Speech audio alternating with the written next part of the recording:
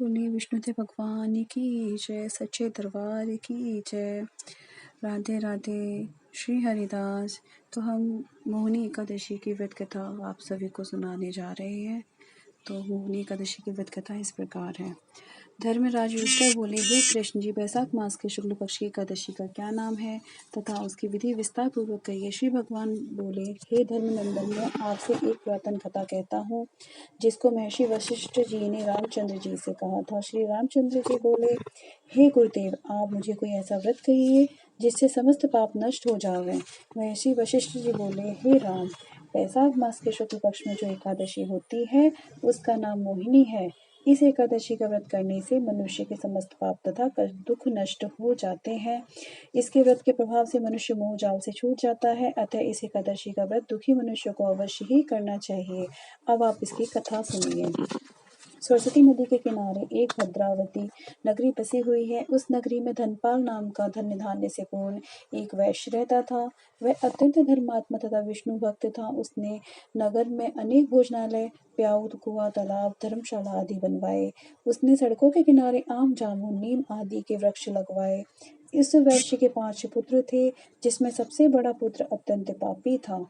वह वेश्याओं और गुंडों की संगति करता था।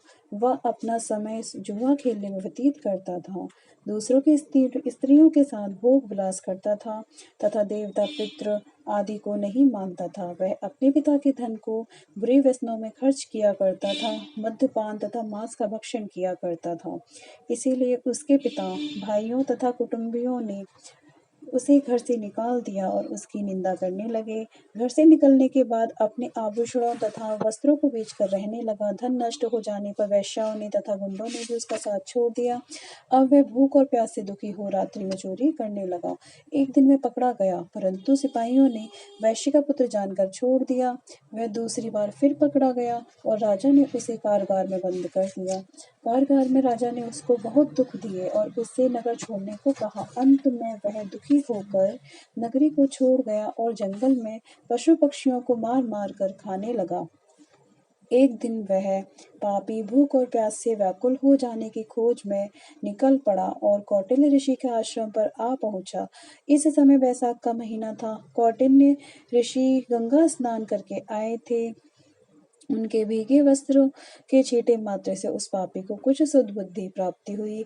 तब वह पापी मुनि के पास जाकर हाथ जोड़कर कहने लगा, हे मुनि, मैंने अपने जीवन में अनेक पाप किए हैं। आप उन पाप से छूटने का कोई साधारण और बिना धन्य का उपाय बतलाइए।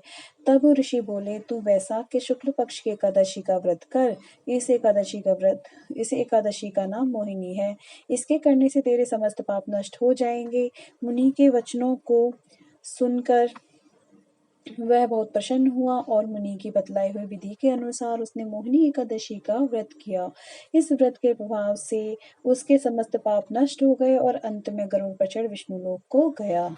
बोलिए विष्णुदेव भगवान की जय। बोलिए साचे दरबार की जय।